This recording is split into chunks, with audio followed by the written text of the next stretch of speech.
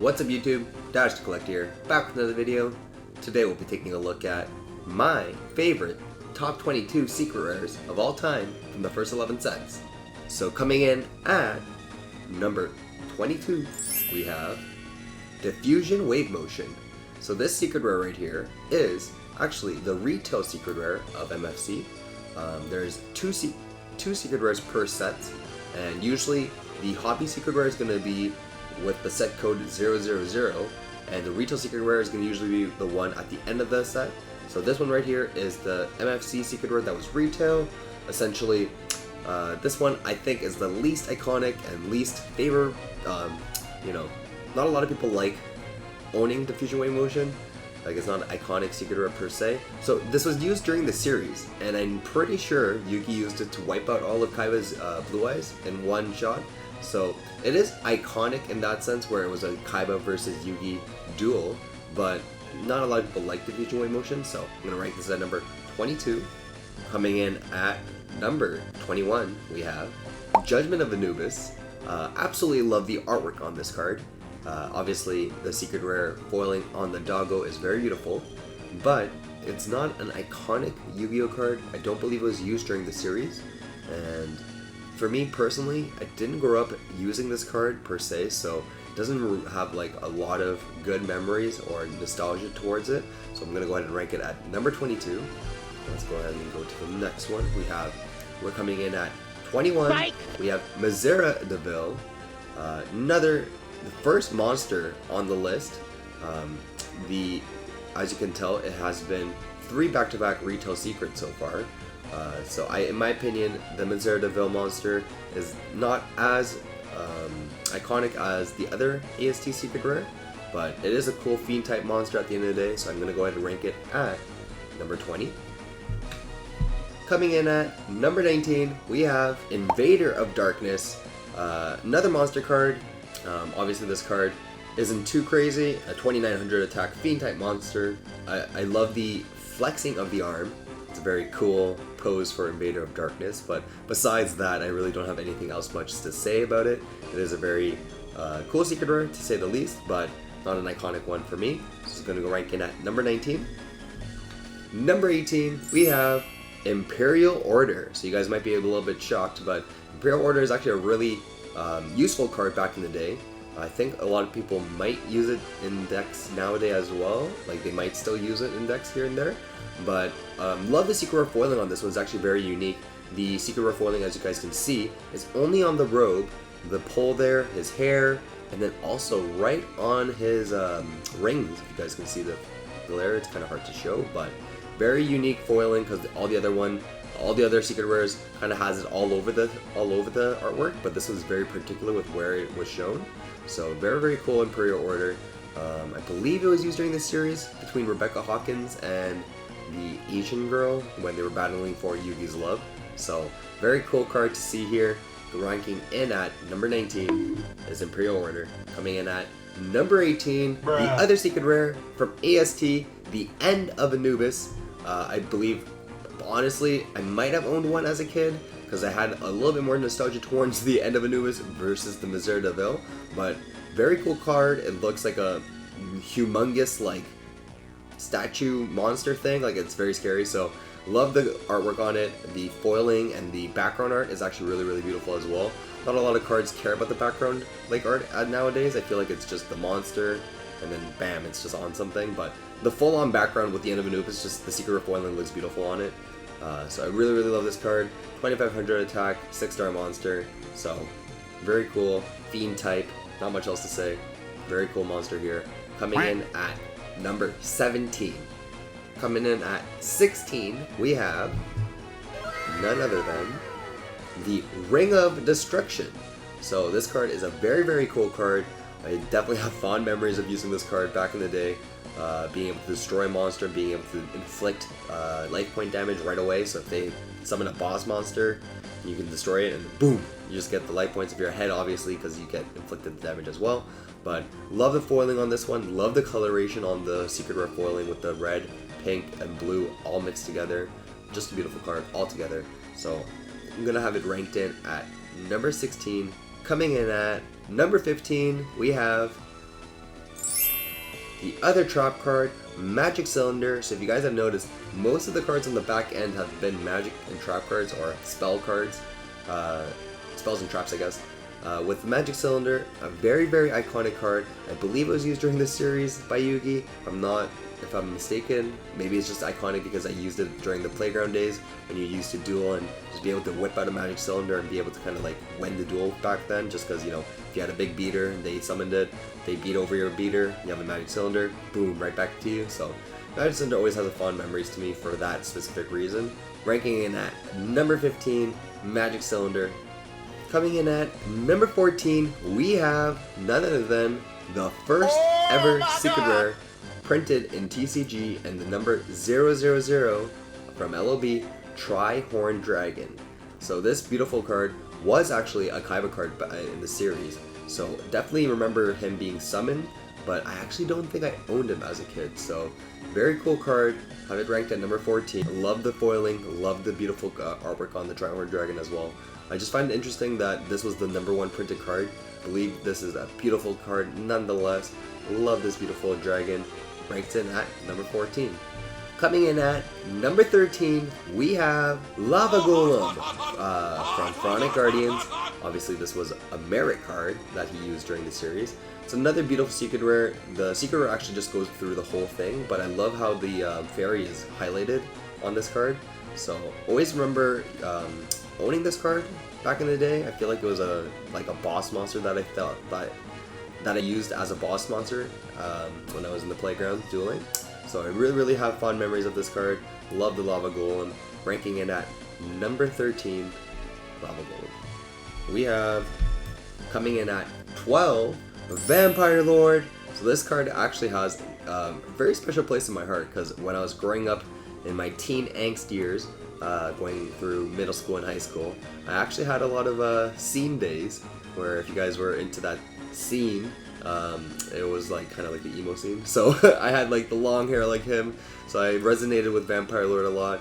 I mean, when I was a kid I wasn't like that, but I always loved zombie type monsters ever since watching this series and seeing Bones duel Joey and all the zombie type monsters. I always thought it was OP because they would kill him and then come back to life, and obviously that's not like the real life dueling, but at the same time I always had a really fond memory of this card, and I believe it was used during the series as well by Kaiba, if I'm not mistaken. Let me know in the comments. But absolutely love this Vampire Lord. Beautiful card. I love the teal hair on his head too. Coming in at number 12 is Vampire Lord. Just shy of the top 10, we have Serpent Knight Dragon. So this beautiful card is a Rex Raptor card. I believe it was used against Joey in the first duel, and obviously Joey ends up smashing him, but still a beautiful card nonetheless. Absolutely love this Serpent Knight Dragon from Magic Ruler. Love this beautiful snake-like dragon secret rare. So always loved the artwork, loved where it came from, loved dragon type monsters. Obviously dinos are also another favorite of mine. Just every archetype from the main series is kind of a favorite, so it is what it is, right? So Serpent Knight Dragon, absolutely beautiful, stunning artwork. Coming in at number 11, and if you guys are excited, we are now just coming into the top 10 secret rares from the first 11 sets. And if you guys are enjoying the video, be sure to smash the like button and subscribe for more Yu-Gi-Oh related content. And going into number 10, we have the very controversial, in my opinion, not a lot of you guys will agree with this, but number 10, DMG from MFC. So I'm gonna go ahead and say this one ranks in at number 10 because it is an iconic Yu-Gi monster in the sense that Dark Magician goes with Dark Magician Girl, but I don't have fond memories of having a Dark Magician deck, so I didn't really use Dark Magician Girl, and I don't think I collected Dark Magician Girl, to be honest, realistically. I cared more about Blue Eyes and Dark Magician over Dark Magician Girl. That's just me. But still a beautiful secret rare nonetheless. I love the secret rare foiling on the DMG right here. Beautiful coloring on the secret rare foiling. So love this DMG from MFC, ranking in at number 10. And we got one of my favorite secret rares coming in only at number 9, so it's kind of crazy to me that it's going to coming in at 9, but we have the bird is the word. We got Yadagarasu I love this purple bird, and this bird actually has a very cool story. So if you guys have watched an episode before in the channel, I drove 11 hours to pick up a collection. This was actually one of the main cards that was in the collection, and he told me the story where he actually went to a locals when LOD first dropped, and they basically had a tournament. They had a big tournament where the prize was this Yadagarasu in my hands right here, this specific card. And he said he ended up getting first place. He won this Yadagarasu, was a prize card. The person who ended up winning got this secret rare Yadagarasu, which obviously was just released back then, so it was kind of OP. And he said he obviously used it in his deck and stuff. So just very fond memories of this card, and I absolutely love this, you know, Yadagarasu just because of how strong it was. Obviously, if you ever played back in the day and got Yada locked, you know how impressive this card is. So very, very cool card, only coming in at number 9, so it must be saying something about the next 8 cards ahead of it. But love this Yadagarasu, coming in at number 9. Coming in at number 8, the other LOD secret, Injection Fairy Lily. So you'd be kind of surprised as why Lily beats Yada, in my opinion. It's just because Lily was used during the series, and I always had a memory. Yada was used during the series with Noah as well, don't get me wrong, but I have better memories of Lily and just how strong it was, and being able to put 3000 attack onto the 400 attack that it already has, and being able to kill Blue Eyes essentially. Always thought Injection Fairy Lily was OP because of that reason. I just thought it was strong. Like, I don't know, it was just always something, a card that I always wanted. When I got back into the collecting scene, Injection Fairy Lily was one of the first cards I was just like, I need to get it. So I have a bunch of copies of Injection Fairy Lily. It's one of my favorite cards for sure. So love this card, love the artwork. It's a beautiful nurse with a big needle. What can you go wrong with that, right? So I love this beautiful card. Coming in at number 8 is Injection Fairy Lily. We have number 7, the Yugi Fusion Gaia, the Dragon Champion. Absolutely love this beautiful copy as well. This one has a great story as well, where if you guys have watched my PSA video, I said there was a $100 binder that I bought where there's a bunch of blue lights inside. There was also one of these bad boys in there, where this and Mystical Elf was actually the big hitters. Obviously it's not in the best condition, but spending $100 Canadian back in the day and finding a bunch of holos and finding a Gaia the Dragon Champion first that was insane to me. So love this beautiful copy. Obviously during the series, Gaia the Dragon Champion came out like multiple times, and obviously in the first episode with Weevil, it was used, I'm pretty sure. So Gaia the Dragon Champion just always had a fun place in my heart, and just one of my favorite secret rares for sure. Coming in at number 7. We have, just missing the top 5, the Chaos Emperor Dragon, Envoy of the End from IOC. Absolutely, this is like hands down one of the most beautiful secret rares. The foiling with the teal, the purple, the orange hair, just the circle around it. It's just, oh, I love this stunning artwork, and you know, it's an impressive card as well on top of that. So I always remember Chaos Emperor Dragon being a crazy card. Kaiba using it during the series as well, just gave it an extra edge. And yeah, just CAD is just an insane card. Being able to like banish dark and light, and then boom, everything is gone from your hand in the field, and then this big bad boy is just scaring you down, and you can just, you know, like one-shot them essentially. So yeah, Chaos Emperor Dragon is just a very cool card, very, very beautiful card, and just has a very good place in my heart. I feel like a lot of you guys would rank it higher than 6, but coming in at 6 is Chaos Emperor Dragon, Envoy of the End. Top 5 secret rares of the first 11 sets. Here we go. We have Thousand Dragon, and yeah, you know, it's I don't know. A lot of you guys are gonna be like, why Thousand Dragon? It's only a random fusion from MRD, but this card is like the definition of a Joey card, in my opinion. I always, like, when I saw the series, when he pulled out Time Wizard and Baby Dragon, he pulls off the Time Wizard attack, and they all like go 1,000 years into at a time. It's just such an iconic scene, and I always remember Thousand Dragon being one of those cards I was like, man, I need to have that. Even though it's only a 6-star, 2400 attack, like 2 cards that you don't want to fusion, like you would never want to fusion that, but it's just a beautiful card. I feel like a lot of other people have very nostalgic feelings towards this card, so it has to rank top. It has to rank top 5 for me. So yeah, Thousand Dragon, number 5. Beautiful, beautiful card. Love this card, no matter what. An amazing Joey card, and yeah, that's why it's number 5. Just missing the 3rd place podium, we have Gemini Elephant from LON, the 1900 attack beater. I feel like everyone had one in their deck. Just having access to like a 4-star 1900 attack monster was always insane to me. I don't think I had the LON secret. I feel like I had a playset of the IOC special edition secret rares, or is that where they're from? Yeah. The ultra rare versions. So I always remember having those, and always remember had fond memories of just Gemini Elephant, like being you top deck Gemini Elephant on your first hand. You're just like, yeah, I'm set up for success at this point. So very, very beautiful card. I feel like it was used during the series as well a bunch of times. So Gemini Elephant is very cool in my opinion. Coming in at number 4, it has to be, you know, like the strongest 4-star. Yeah, one of the strongest 4-star monsters out there, because with Goblin Attack Force you have to turn into defense points, right? Like defense mode. So I feel like Gemini Elf is just stronger in that opinion. So yeah, love Gemini Elf. Coming in at 4, that's the reason why. And we're going into the top 3 secret rares of all time, in my opinion. In the first 11 sets, we have Gate Guardian. What is this? Yeah, so obviously this card is a iconic Duel Monsters episode where Joey and Yugi has to face off against the twins, the Gate Guardian twins, and it's like impossible to summon this card because of the conditions of having Sanga, Kazajin, Suijin all on the field, and then having to fuse them all together, or summon them, like sacrifice them to summon this one.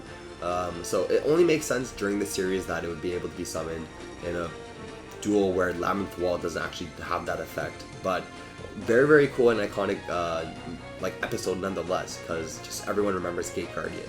So I feel like this one is a top 3 card. MRD having number 3 and number 5, in my opinion, just shows how strong MRD was as secret rares during the sets. But love the secret rare foiling on the Gate Guardian. Is just an iconic card, and everyone who's watched Yu-Gi-Oh knows the meme, what is this? So love this card. MRD Gate Guardian coming in at number 3. So if you guys can guess, there's only 2 cards left, and in my opinion, this was one of the hardest ones to pick between.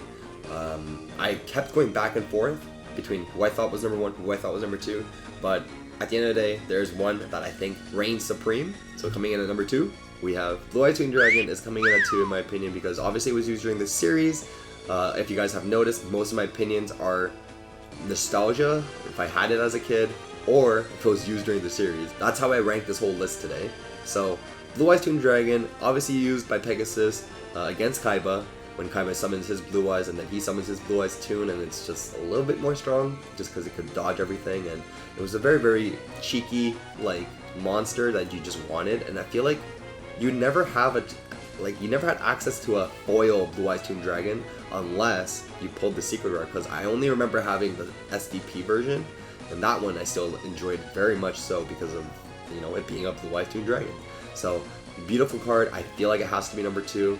The red foiling on the background on the Blue Eyes Toon Dragon in front of it just hits the spot, in my opinion. So, number 2, Blue Eyes Toon Dragon. So if you guys haven't already guessed it, the only one remaining is number 1, Jinzo! So, Jinzo comes in at number 1, the PSV Secret Rare, the iconic Joey monster during the series. Obviously, he won him against a duel against Esperoza, and then after that, just Battle City Jinzo was his ace monster all the way through.